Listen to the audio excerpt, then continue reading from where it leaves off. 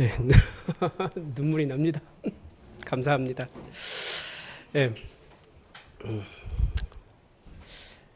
예수님의 그 말씀 중에 두 아들에 대한 비유가 있습니다.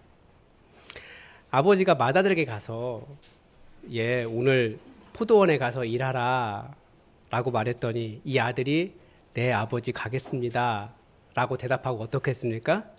안 갔습니다.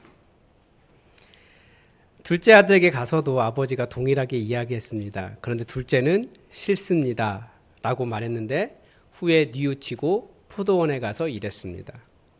이때 이 비유를 통해서 예수님이 하신 질문은 이것입니다. 이 두 아들 중에 누가 아버지의 뜻대로 하였느냐? 당연히 대답은 둘째 아들입니다. 첫째 아들은 알기는 알지만 아버지의 뜻대로 살지 않은 유대인들에 비유하고 있고, 둘째는 비록 죄인으로 살았지만 회개하고 예수님을 믿고 말씀 따라 산 그리스도인들에 비유하고 있습니다. 그래서 그리스도인들은 다르게 말하면 우리 아버지의 말씀대로 살자. 내가 아버지의 말씀을 잘 몰랐지만, 알았어도 거부했지만 이제는 회개하고 말씀대로 살겠습니다 라고 부르심 받은 사람들과 같습니다. 그리고 이 비유를 통해서 우리는 우리 하나님 아버지께서 정말 원하시는 것이 무엇인지, 또 우리가 하나님 아버지를 존중하는 법이 무엇인지 우리는 알 수 있습니다. 우리 하나님 아버지는 우리가 아버지의 말씀에 순종하기를 원하십니다. 그게 하나님을 존중하는 방법이에요. 하나님을 따른다고 하면서 우리 하나님께서 뭐라고 말씀하셨는지 혹시 잘 알고 계십니까? 그러니까 우리 하나님께서 뭐라고 하셨는지를 먼저 아는 것이 기본이고, 알게 되었으면 순종하는, 그것이 우리가 하나님 아버지를 내 아버지로 모시고 존중하고 사랑하고 섬기는 방법이라는 거죠. 말씀을 듣기만 하고 그 안 것에서 머무는 경우가 많이 있습니다. 우리가 그런데 그런 상태들 잘 알아야 되는 거죠. 인간은 둘 중에 하나예요. 하나님의 말씀을 따르든지 아니면 세상 풍조를 따르든지, 그 중간지대라는 것은 존재하지 않습니다. 입에 말씀이 들려 있어도, 눈으로 성경을 보고 있어도 그 마음에 세상 풍조를 따라가면 그 사람은 세상 따라가는 사람이에요. 오늘 본문 1절에 복 있는 사람이라고 시작하고 있는데, 이 복이 무엇인가에 대한 해석에서부터 우리는 이미 그 차이를 명확하게 알 수 있습니다. 세상 풍조가 좋다고 생각하는 사람은 복 있는 사람에 대한 해석이 틀립니다. 그래서 이 말씀을 복 받는 비결 이렇게 읽어요. 그런데 1절이 하고 싶은 말은 뭡니까? 복 있는 사람은 말씀을 묵상하는 사람이다라는 거예요. 세상 풍조는 절대 말씀을 묵상하는 것을 복이라고 말하지 않습니다. 세상에는 그런 복이 없어요. 성경에 나오는 많은 복이 대부분 말씀과 관련 있습니다. 내 안에 말씀이 충만해지는 것을, 내가 말씀에 순종하여 살아가는 것을 복이다라고 말해요, 성경은. 여기에서부터 내가 하나님의 말씀에 순종하는 둘째 아들인가, 아니면 듣기만 하고 결국은 세상 풍조를 따라가는 첫째 아들인가가 나뉘어지는 겁니다. 그런데 성경이 가르쳐주는 진짜 복은 뭐라고요? 하나님의 말씀에서 시작하고 말씀을 살아낸 삶에서 파생되는 모든 열매가 복이라는 거예요. 누가복음 11장 27절 28절에서도 예수님께서 이렇게 말씀하십니다. 예수님께서 말씀을 막 전하시는데 그 많은 무리 중에 한 여자가 갑자기 큰 소리로 당신을 뵌 태와 당신을 먹인 처지 복이 있나이다 이렇게 말했어요. 아마 어떤 의미인지 아시겠죠? 어떤 엄마인지 모르겠는데 진짜 부럽습니다. 당신 같은 아들 낳다니. 뭐 이런 의미겠죠. 그런데 세상은 다들 그런 것을 복받았다고 이야기해요. 자녀가 너무 잘 나가는 거예요. 돈도 많이 벌고 똑똑하고. 그런데 예수님은 복을 다르게 설명하세요. 바로 그 구절에서 하나님의 말씀을 듣고 지키는 자가 복이 있느니라 라고 말씀하세요. 복이라고 하는 개념이 무엇인지 완전히 바꿔버렸어요. 세상은 그걸 복이라고 말하지 않는데 우리 예수님은 아니, 하나님의 말씀을 듣고 지키는 자가 복이 있다. 복의 개념을 바꾸셨습니다. 여러분, 너무 단순해서 죄송하지만 로또 맞는 게 좋으십니까? 말씀 묵상하는 게 좋으십니까? 근데 우리 마음은 사실 로또가 더 좋잖아요. 말씀을 묵상하는 것을 복이라고 생각하지 않는 경우가 훨씬 더 많은 거예요. 세상은 이해하지 못하는 복을 우리가 가지고 있는데 어쩌면 로또 맞은 사람보다 세상이 우리를 부러워해야 되는 진짜 복을 우리가 가지고 있는데 우리는 그 소중함을 모르고 살 때가 너무나 많다라는 거죠. 성경은 말씀을 묵상하는 것이 가장 큰 복이다라고 말하는데 우리조차도 소중히 여기지 않는 거예요. 그러면 진지하게 내가 첫째 아들이었구나 깨닫고 둘째 아들처럼 들어야 하고 순종할 줄 알아야 하는 겁니다. 오늘 본문이 그것을 요구해요. 오늘 우리에게 주신 말씀의 명령이 무엇입니까? 하나님 말씀이 무엇입니까? 악인들의 꾀나 죄인들의 길을 따르지 말고 오만한 자들 자리에 앉으려고 하지 말고 여호와의 율법을 즐거워하고 그의 율법을 주야로 묵상하라라는 거예요. 여기서 율법이라고 하는 단어는 가르침이라고 하는 단어와도 같습니다. 그러니까 하나님의 가르침을 즐거워하고 하나님의 가르침을 주야로 묵상하라라는 거예요. 그러니까 이 성경을 그렇게 묵상하라는 겁니다. 주야로. 그렇게 묵상하면 뭐가 달라집니까? 첫 번째 복은 선택이 달라진다는 거예요. 선택. 사람이 왜 그렇게 행동할까요? 왜 그렇게 선택할까요? 그건 그 사람이 항상 생각해온 그 생각의 결과입니다.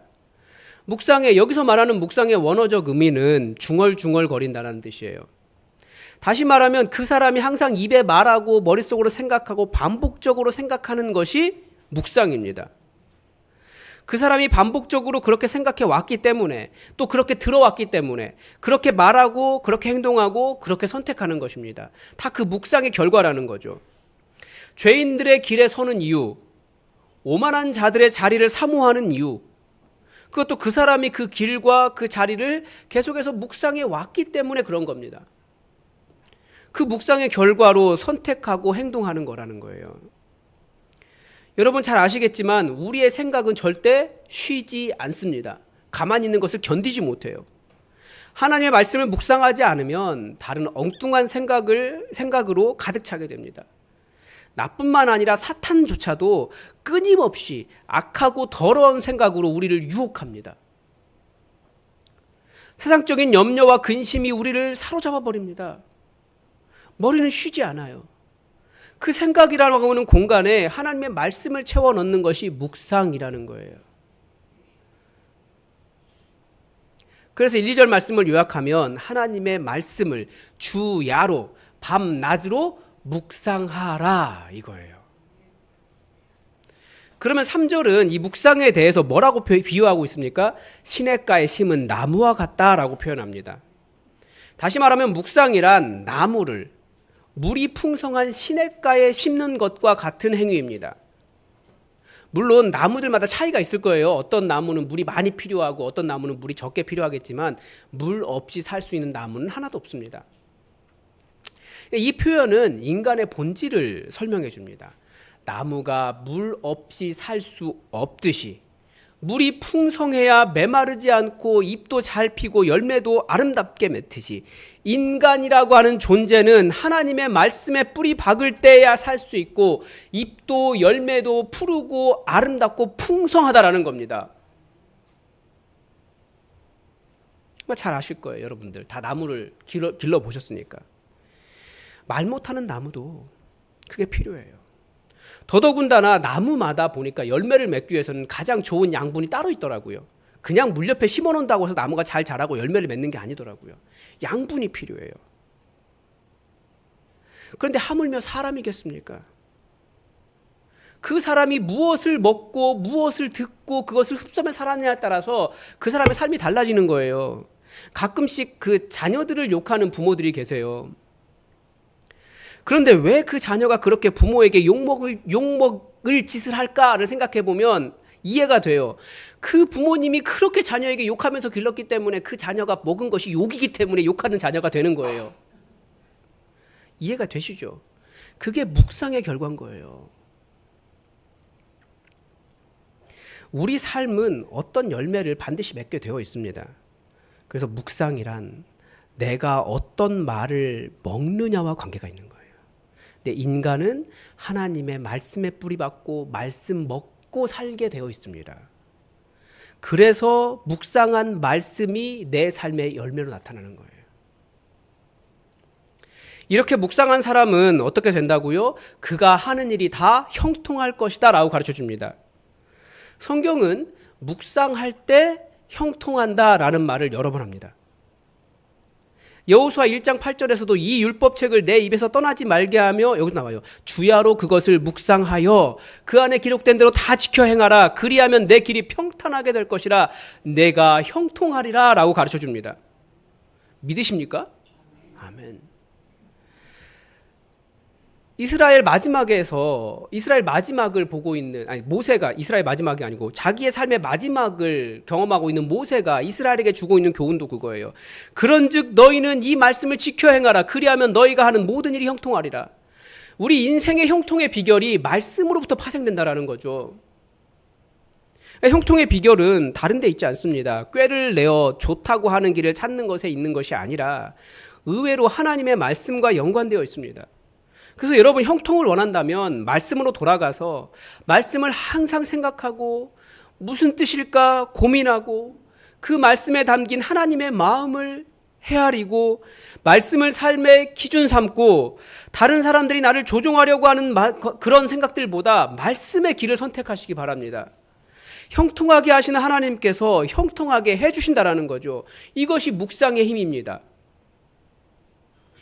묵상은 그냥 성경을 읽는 것이나 설교를 듣는 일과는 차이가 있습니다. 묵상은 다시 말씀드리지만 말씀 그 구절을 계속 생각하고 그 구절을 가지고 머물러 있고 그 구절을 가지고 내 삶에서 그렇지 않은 일들과 싸워가는 일이 묵상이에요.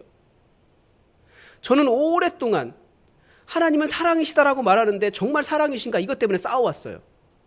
물론 지금도 싸우고 있어요. 근데 그게 묵상이더라고요. 우리가 한국 교회에 대해서 여러 가지로 안타까워하는 것들이 많이 있잖아요. 한국 교회에 말씀이 없느냐? 또 그것도 아니에요. 좋은 말씀이 너무나 많지만 그 말씀들이 열매를 맺지 못합니다. 혹은 말씀과 반대되는 열매를 맺습니다. 왜 그렇습니까? 말씀에 대한 묵상이 없기 때문에 그래요. 듣는 것에서 그치고 알았으니까 그치고 예배 드렸으니까 잘했다고 생각하는 것. 이런 것을 묵상이라고 말하지 않습니다. 들었으면 알았으면 그 말씀 가지고 계속 되뇌이며 묵상하며 그 말씀을 살아내기 위해 노력하는 것. 그런 묵상의 삶이 필요하다는 거예요. 설교는 설교대로 듣고 성경은 성경대로 읽고 선택은 여전히 내 중심성과 어떤 세상 풍조를 따라하면 그 사람이 맺는 열매는 말씀과는 전혀 관계없는 열매인 거죠. 그 말씀을 흡수해서 내 삶의 열매로 만드는 깊고 반복적이고 끊이지 않는 묵상이 내 삶의 선택들을 바꿔갈 때 우리의 열매도 달라집니다. 여러분 다 승리하고 싶으시죠? 형통하고 싶으시죠? 그 비결이 의외로 내 노력에 있지 않고 말씀을 묵상하는 일에 있습니다. 인생은 항상 시험지와 같아요. 그런데 여러분 정답을 아십니까? 몰라요. 하나님은 인생이라는 시험지를 던져주셨는데 그것이 문제를 풀라고 던져주신 것이 아니에요. 그 시험지 시험 풀면서 하나님께서 어떻게 풀어가시는지를 경험을 살아가라고 그 시험지를 인생이라는 시험지를 던져주신 것입니다. 그런데 그 답이 바로 하나님의 말씀을 묵상하는 삶에 있다라는 거예요. 그래서 시편의 이 첫 번째 권면이 하나님의 말씀을 주야로 묵상하라라는 거예요. 4절에서 악인들은 바람에 나는 겨와 같다라고 합니다. 속이 꽉 차지 않은 그 열매는 이 바람에 날리면 다 날려가겠죠. 그러면서 5절에서 악인들은 심판을 견디지 못하고 죄인들은 의인들의 모임에 들지 못한다라고 말하는데 그 이유를 6절에서 가르쳐 줍니다. 무릇 의인들의 길은 여호와께서 인정하시나 악인들의 길은 망하기 때문입니다. 6절의 말씀은 이렇게도 번역할 수 있어요. 왜냐하면 진실로 참으로, 그 앞에 붙어있는 단어가 그거거든요. 왜냐하면 여호와께서 의인들은 길을 알게 하시지만 악인들은 길을 잃게 하시기 때문이다. 이렇게도 읽을 수 있습니다. 즉 묵상은 심판을 견디게 하는데, 심판이라는 것이 무엇입니까? 길을 아느냐 모르느냐의 차이예요. 다들 인생길 잘 걸어가고 싶은데 우리가 그 길 잘 압니까?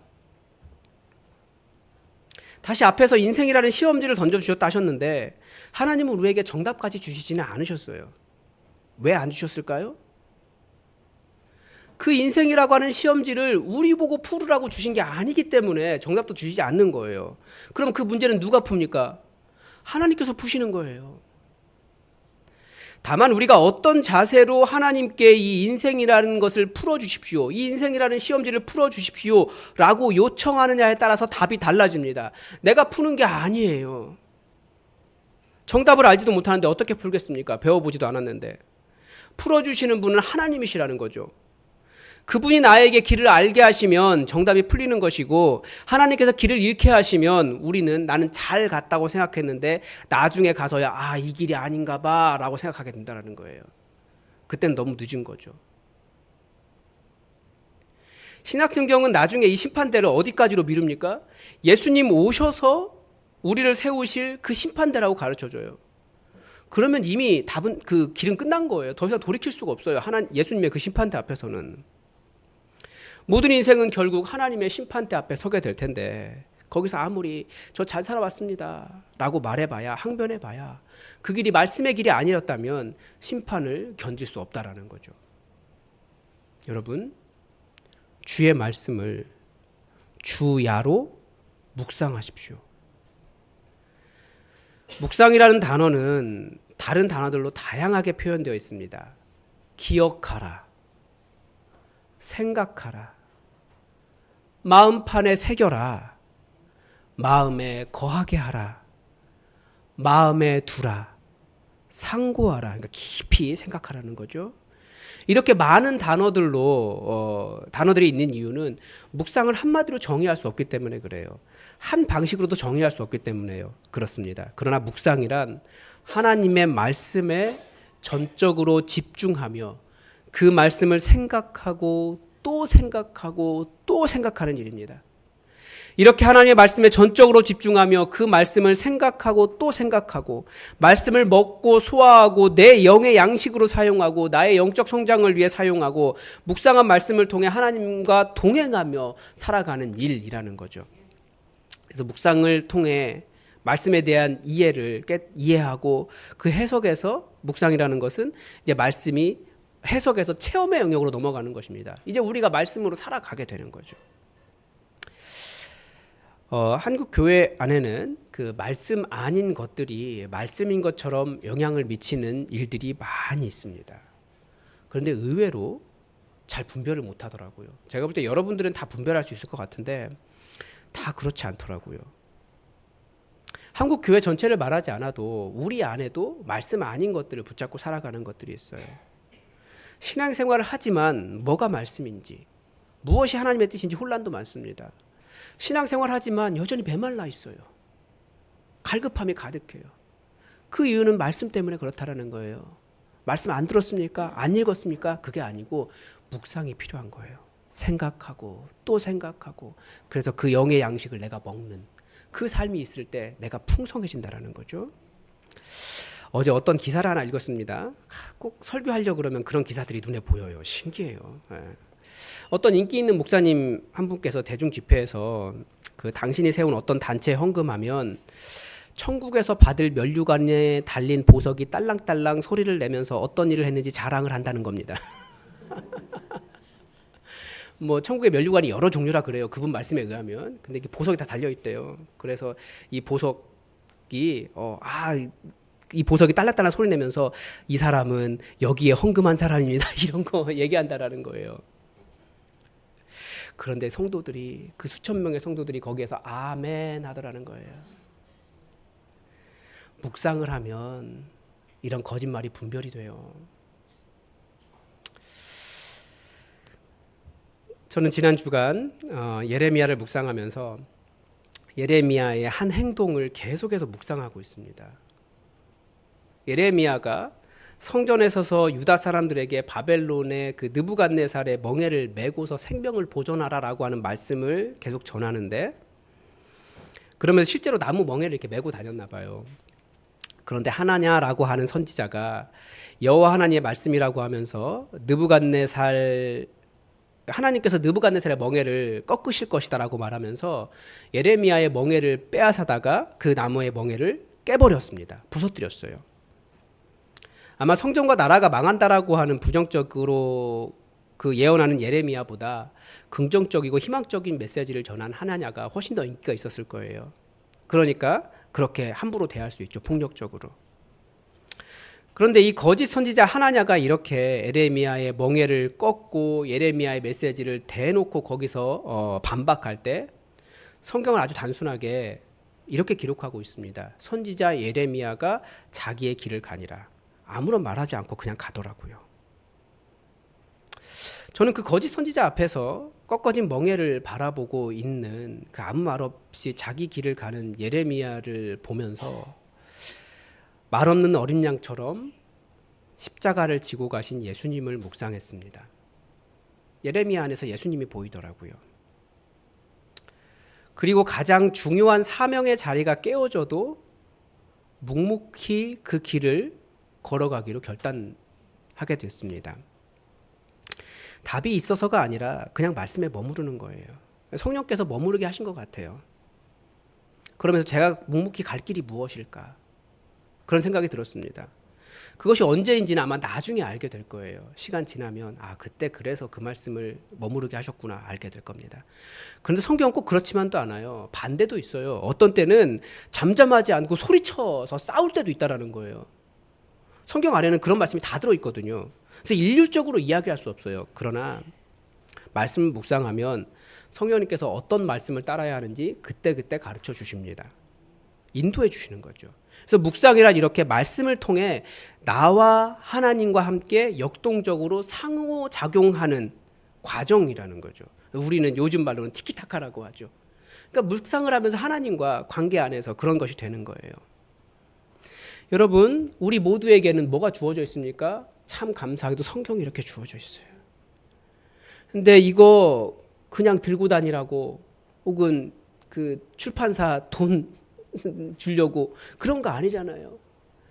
읽고 묵상하면서 영적 유익을 찾아가십시오. 여기에 뿌리 박을 때 살 수 있고 형통할 수 있다는 거예요. 말씀을 묵상하십시오. 주야로 묵상하십시오. 성경에 나와 있는 삶의 진리와 기준을 찾는 것을 넘어서 지금 나에게 말씀하시는 하나님을 만나고 생명의 풍성함을 누리는 영생을 살기 위해서 주야로 말씀을 묵상하십시오. 거기에 여러분이 사는 비결이 있습니다. 인생은 말씀 먹고 살게 되어 있습니다. 주야로 묵상하십시오. 기도하겠습니다. 하나님 아버지, 오늘 주의 말씀을 묵상해야 한다는 것을 우리가 다시 한번 깨달았습니다. 우리가 모르지 않았습니다. 너무나 잘 알고 있습니다. 그러나 묵상하지 않았음을 우리는 알고 있습니다. 하나님, 정직하게 주님 앞에 다시 한번 우리의 모습을 돌아보며 말씀을 묵상하기를 원하오니 성령님께서 우리가 머물러야 할 말씀을 가르쳐 주시고 우리 삶에 가장 필요한 말씀 가운데 머무를 수 있게 하시고 말씀을 깊이 묵상하며 그 안에 담긴 풍성한 영혼의 꼴들을 다 얻어가며 아름다운 열매로 삶을 이루어갈 수 있도록 도와주시옵소서. 주야로 말씀 묵상할 수 있도록 도우시기를 원하며 예수님의 이름으로 기도드립니다. 아멘.